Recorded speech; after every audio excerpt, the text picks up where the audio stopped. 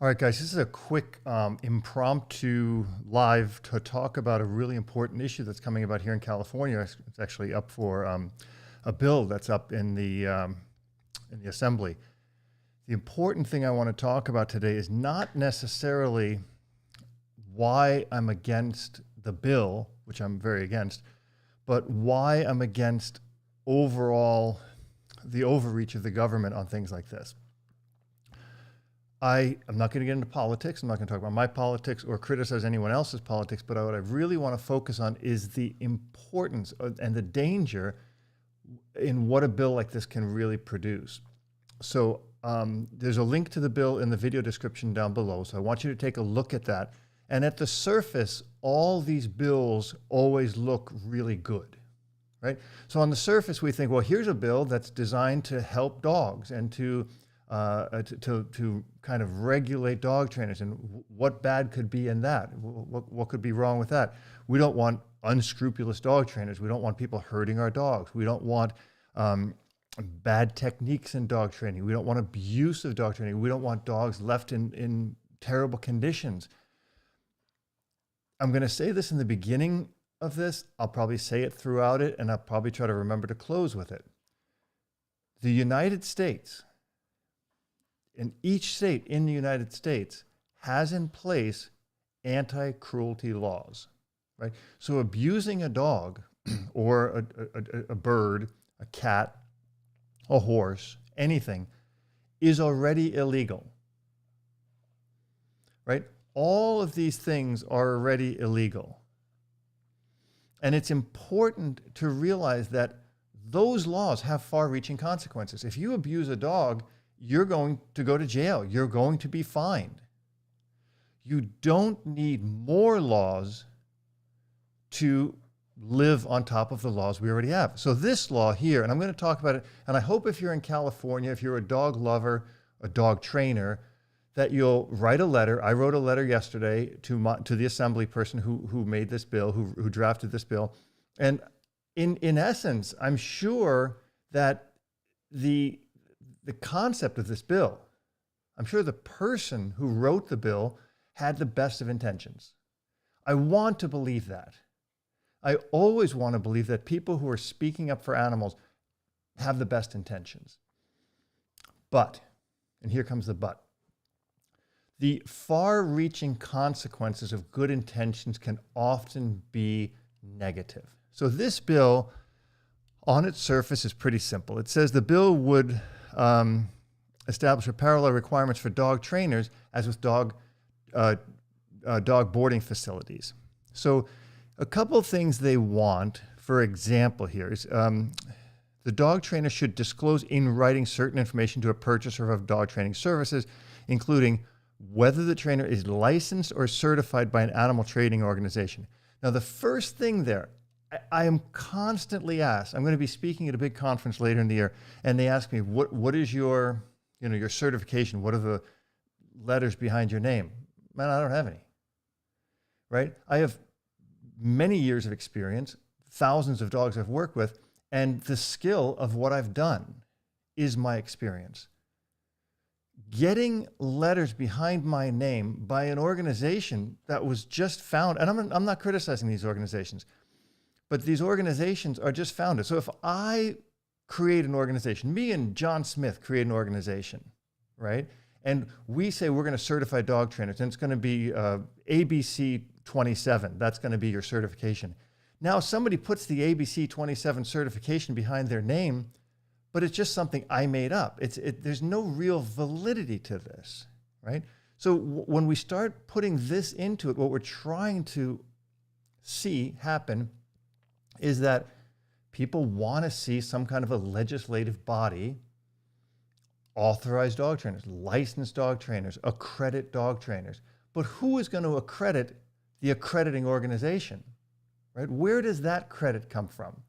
That's really important. Somebody just posted that on Facebook on one of my posts, and it was a really brilliant thing. I'm going to try to find it in a second. I'm going to read it to you, but I digress. Let me keep going here. The bill would require a trainer to maintain a written record on health, status, and disposition of each dog trained at the training facility for a period of at least 1 year after the completion of training, and would specify various unlawful acts such as failing to maintain facilities where the dogs are kept or trained in a sanitary condition and failing to wash hands before and after handling infectious contagious dog. Sounds like a great idea. A violation of these provisions would be subject to the trainer and civil fines. Here we go. Fines, prohibition from engaging in the business of dog training, or both as specified. The bill would impose requirements on a dog training facility operator related to the condition of the facility, including but not limited to ensuring that the interior of the building surfaces, including walls, floors, are constructed in a manner that permits them to be readily cleaned, sanitized, blah, blah, blah. The important overreach of this is we have a lot of people who don't train in a facility, right? This has implications further. The way the bill is written at this point, if this is a facility that's a boarding facility, it should be written as a bill for dog boarding facilities. Okay, the boarding facility should have adequate ventilation. It should have sanitary measures. It should have enrichment for the dog. I get all that. I get that. There are a lot of people training dogs in the park, at people's homes. There's no exception, or I should say exemption, for those trainers. And I'm going to tell you now why this is dangerous. Those of you who know me know I spent the most of my career. People always say, oh, Robert's an IPO trainer. He's a competitive obedience trainer. I've done those things. But those are not the core of who I am. Anybody who knows the core of who I am is dealing with difficult behaviors. Difficult behaviors like those found in shelters. I spent 12 years in shelters here in the Los Angeles area. So when you have dog trainers, listen to what I'm about to say. This is really important.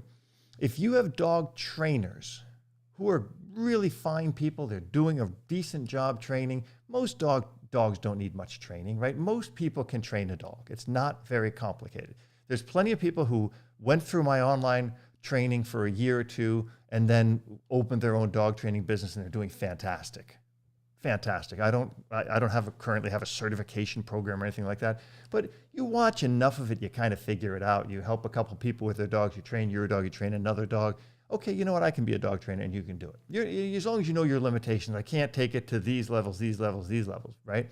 But you can take it to a certain level, right? So when you put these laws into place that you're going to start qualifying who can train dogs and who can't, which on the surface sounds like a great idea, right? If I was God for a day, I would love to certify dog trainers, right? Because I would be certifying more. I wouldn't limit it, because at some point it's going to come down to it that you will not be certified as a dog trainer if you believe in putting corrections on dogs, because that will then somehow be misconstrued as animal abuse.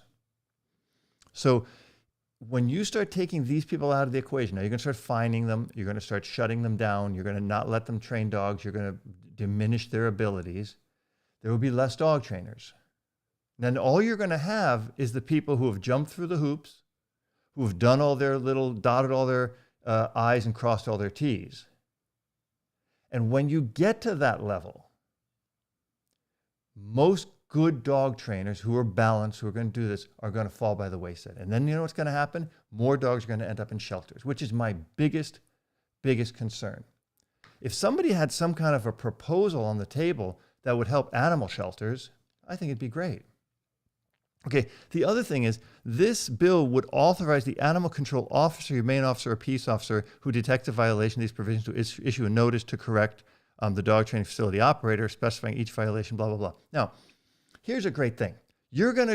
This bill would authorize animal control officers, humane officers, and peace officers to babysit who's dog training, right? Who's training dogs. My wife goes to a park here in Los Angeles, and she pays to go to an agility class at that park. I know the park very, very well. It's maybe 1.5 miles to 2 miles from the West LA shelter. This park is overrun with off-leash, out-of-control dogs. Now, the club that puts on the training at this park pays thousands, many thousands of dollars every year in permits to the City of Los Angeles Department of Parks and Recreation to have a training there. The people who run their dogs off leash are, first of all, in violation of a Los Angeles law that permits no dogs to run off leash unless it's in a fenced in area, like a dog park or somebody's home or whatever.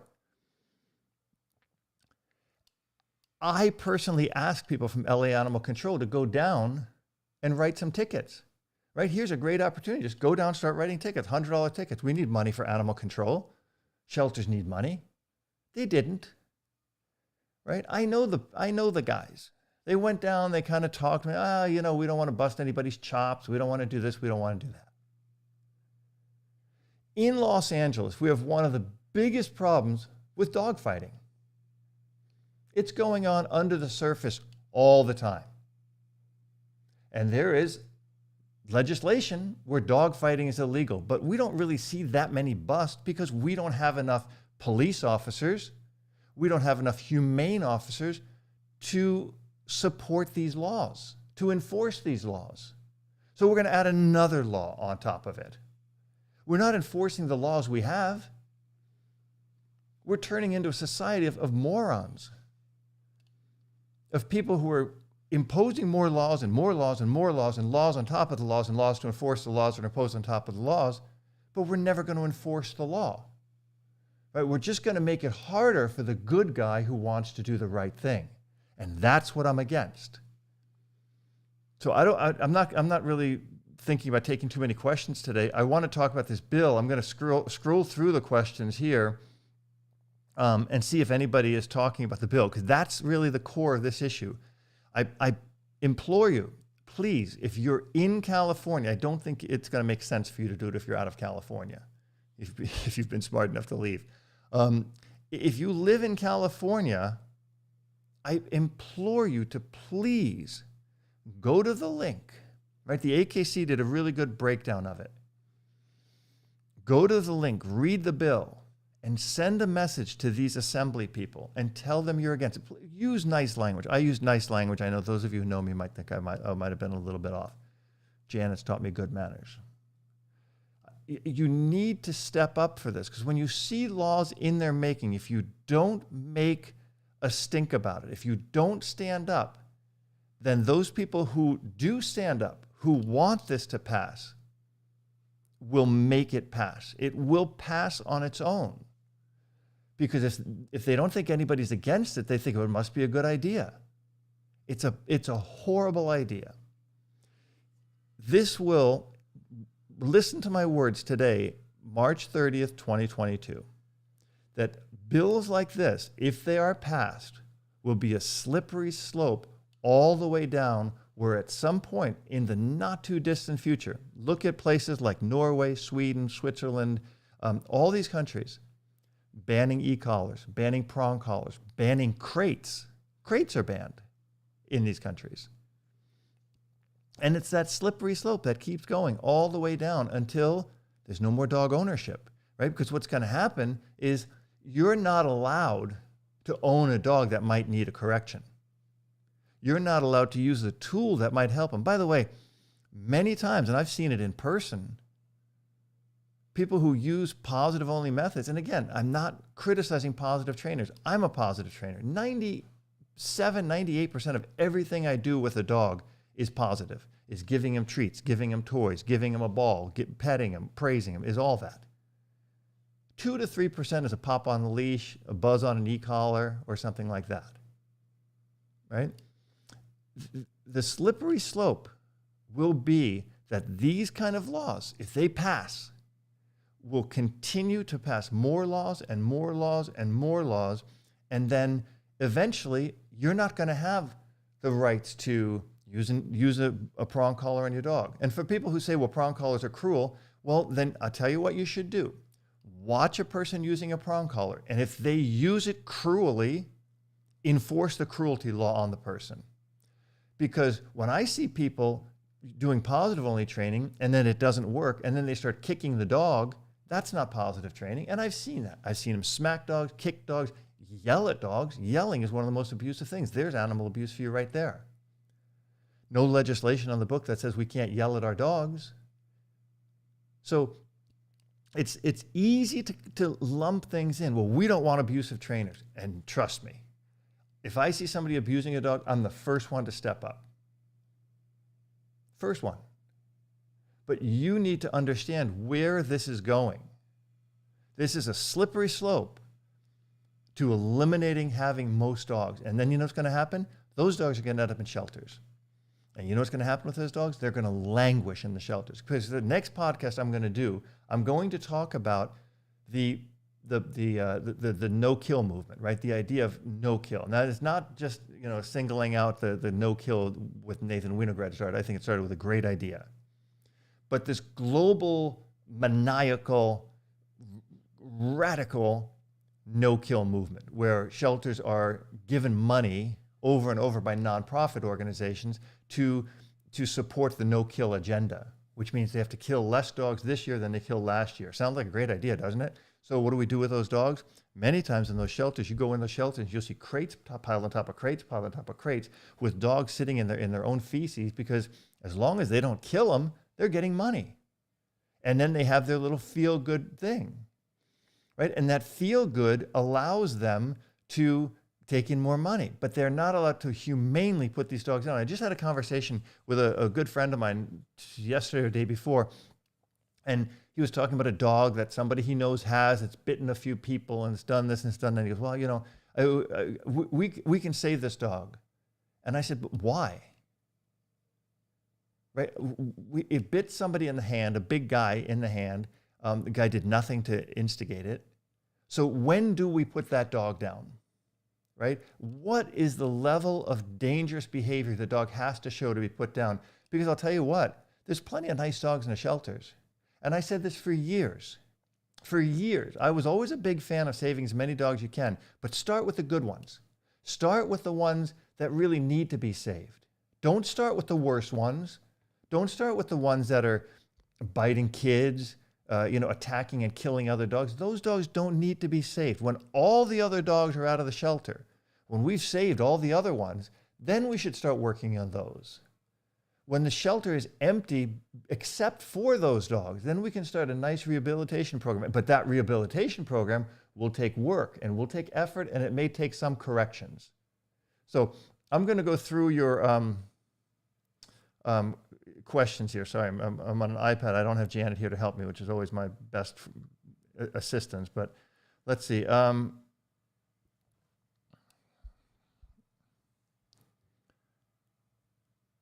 That's okay. I'm just trying to find anybody who's got a question. Let's see. Malinois, I'm told they're easy to train since. Okay, so that's a misnomer here. Malinois are not easy to train because of whatever. There's no dog that's easy to train or hard to train, right? Some dogs require a little bit more thinking. They're more creative. Malinois is intelligent, very biddable breed, but they're also very stubborn. Right, you need to know how to work with them. German Shepherd's similar but kind of different. So I don't like when people say, "Well, have you ever trained a Borbal?" Which I have, but it doesn't matter, right? If I understand the drives of the dog, it's just that drive in a different body. That's real important. Okay, AKA, you have some comments here. I don't know what you're talking about, but I'm assuming you're. Okay, BD says here, the bill seems to lump board and train facilities with private dog trainers, which is completely wrong. And exactly that's my point, right? So what's happening here is by lumping these things together, these training facility or training concepts or trainers together, you have, and that's what our government does. Right? Our government puts forth a bill 111, and the bill says, we're going to feed the homeless children, blah, blah, blah. And then on the tail end of the bill, they're sponsoring, something else. And then, well, you're not going to vote for feeding starving children because you don't want the other part of the bill. The bill needs to be specific. This is BS. This is one of the things that the government does that kind of lumps things in. And if you want to pass this one, then you got to pass all these other special interests. That's BS. I don't even know if I'm going to get turned down or demonetized for this video because I'm talking about political things. I'm not talking about it from any specific point. I don't care if you're Democrat or Republican, independent, whatever you are. I'm hoping that you listen to my channel because you love dogs. And my position has always been, hands down, you love dogs. I don't care about your political views, your race, your gender, your sexual identity, nothing. I care that you love dogs. That's what I'm here to help. So I want to make sure I'm clear on that. Okay, what's this? DS says, I have serious doubts that animal control could even keep up with that. In addition, they're normal. Yeah. And you're right. I don't think they could either. But I'm saying we don't need more bills on the table, because what it does, it gives, lawyers, ruthless lawyers, the ability to go after things. It gives the government another way to go after you. We don't need more laws, because these are laws on top of laws. We have cruelty laws. If a dog is kept in an inhumane condition in a facility, a cruelty law would come on top of that. It would immediately come into effect. You don't need a law on top of a cruelty law, because it diminishes the original law. Jessica, what did you say here? I agree that current resource couldn't keep up with enforcing the law. Well, they'll just add more taxes. That's the problem.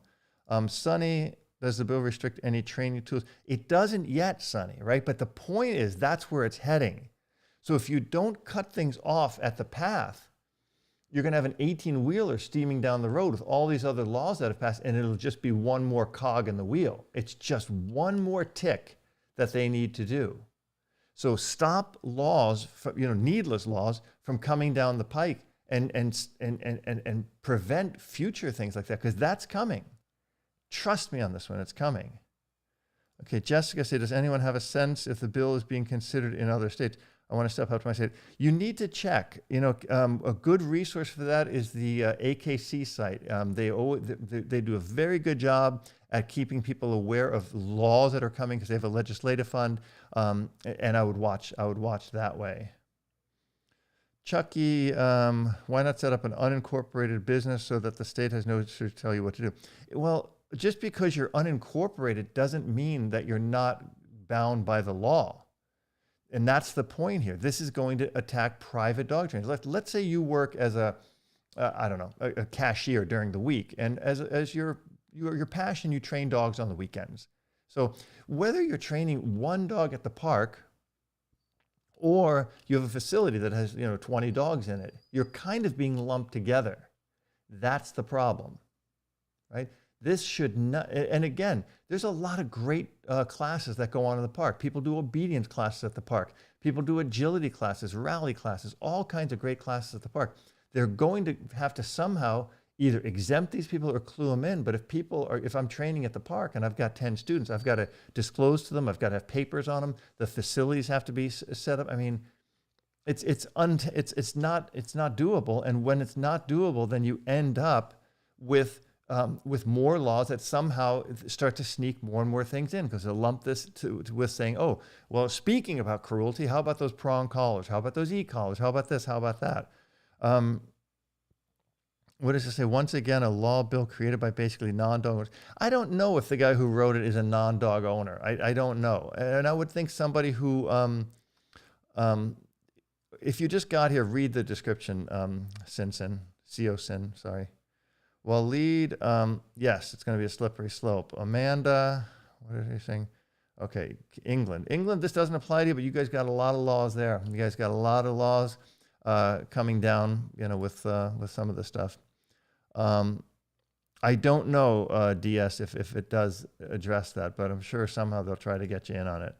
Well, again, the goal of these laws is really, remember something, lawmakers make laws. And they feel like as long as they're making laws, that they're doing their job. We never talk about the enforcement of the laws. If you look at how many laws are on the books, most people don't even know. Police officers don't even know. Enforcement officers don't even know. They have to look up the law to see if it's a law.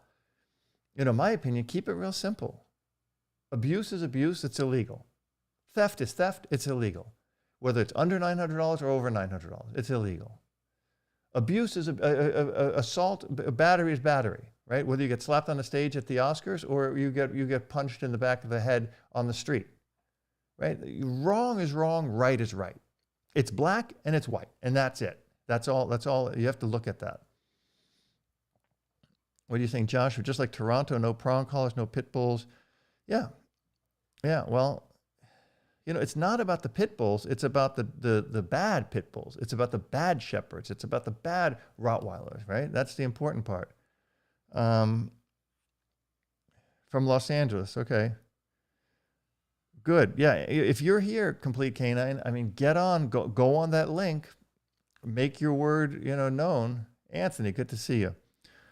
Yeah, catch up on what's going on. I mean, you might want to rewind. I kind of put this out there last minute. I just got back from the gym. I was thinking about it since last night. My friend Terry sent me this. I wrote a piece on it. I wrote a post on it. I wrote to them, and it's true. Yeah, California is bad for America. Elbow cough. Okay, good.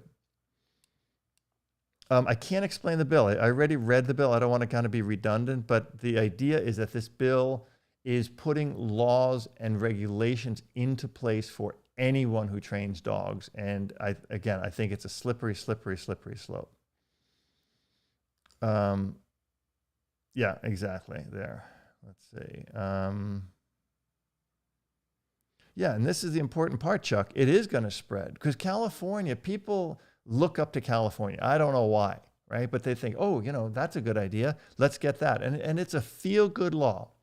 Feels really, really, really good on the surface, right? Oh boy, we've got a situation here where dogs are being abused and we can be the champions. We can be the heroes. It's not about that. We have cruelty laws. Cruelty laws are on the books, thank God. I think every president has been behind that in the last 2-3 terms, that animal abuse is animal abuse and it should be illegal and it should be a felony. If you abuse an animal, it should be a felony. What's this? Prong collar is legal in Denmark. Yeah, they've just started to ban it, right? The police say that then they will not continue to train using. And that's the other thing, right? That's a big thing. And I saw that post recently where the police are saying, well, they're not going to train dogs because they can't train them to out and they can't control these animals without these tools. Well, it's like a fast car needs bigger brakes. A high drive dog needs more to correct it, more to stop it. Remember, police dogs are a less lethal line of defense.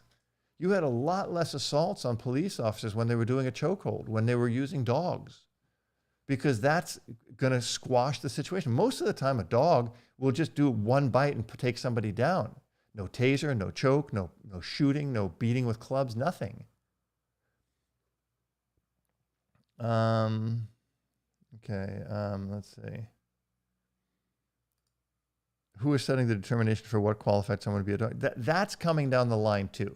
We're going to soon see some kind of an organization, and I'm sure it's going to be one that does not believe in prong collars, is going to come along and try to regulate what a dog trainer is, how they will be licensed, how they will be certified. And there's countries, across the world that have these kind of things. They have these kind of laws where, this is what you need to be a dog trainer. You need this certification and that certification. Switzerland was really always big on papers like that when I lived there. They were always big on, I've got this paper, I've got this paper, I've got this paper. But when I went there, when I was teaching martial arts back then, everybody wanted to learn from me. And I had a paper from America, but nothing from Switzerland. So it's kind of asinine. Let's see. Okay, I'm not going to talk about any dog training stuff today, guys, and I'm sorry. This is really important that I kind of stay focused on this topic. Well, Lead says in those countries where prong collars are banned, people are using thin ropes as slip leads, and those can cause horrible tracheal damage, right? Horrible. But again, once you limit this particular tool, they'll come up with another tool. I'll give you a great example. If you want to get a dog to not pull on the leash, using a hypothetical, right? You can use a prong collar and tap the dog back. But if that prong collar is illegal, you might take a stick and whack him across the face, right? The stick's not illegal, but the cruelty should take over and disallow the stick, but allow the prong collar. And then let's say, okay, well, you don't want to use a stick. Okay, then I'll just kick my dog, right? That's legal because that's not a prong collar or an e-collar. So that's where this all goes downhill. I'm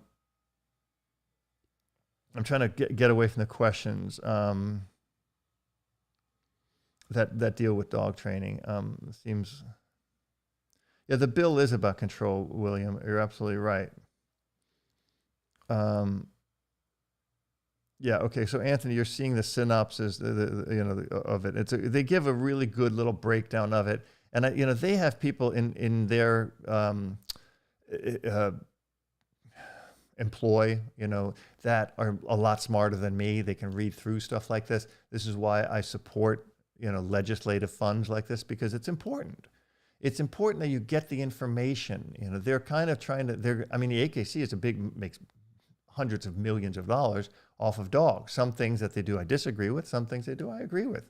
Just like a lot of my friends I agree with some of their views and disagree with others. Doesn't mean I discard them, right? If I don't agree with you on something, it doesn't mean, it's like the old adage of throwing the baby out with the bathwater. I don't believe in that.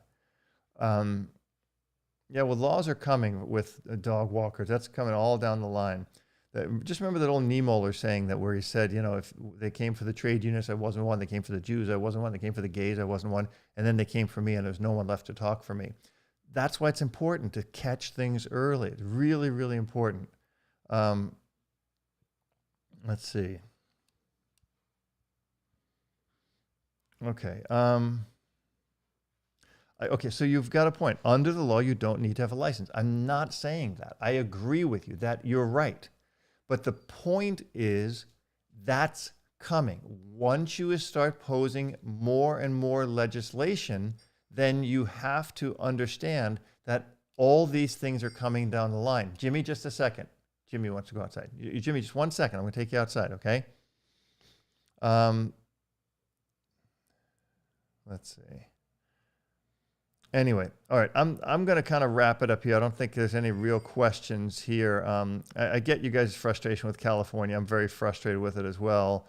I don't see any questions here that really relate to, you're all kind of agreeing with what I say, and I like that and stuff, but that doesn't often make for the best conversation. I would be hard-pressed to think somebody could be against this law. I would think you'd be hard-pressed to say, before this law. Because on the surface, great idea, right? On the surface, it makes a lot of sense that we want to protect dogs. We want to do what's best for dogs. We don't want cruelty and all that.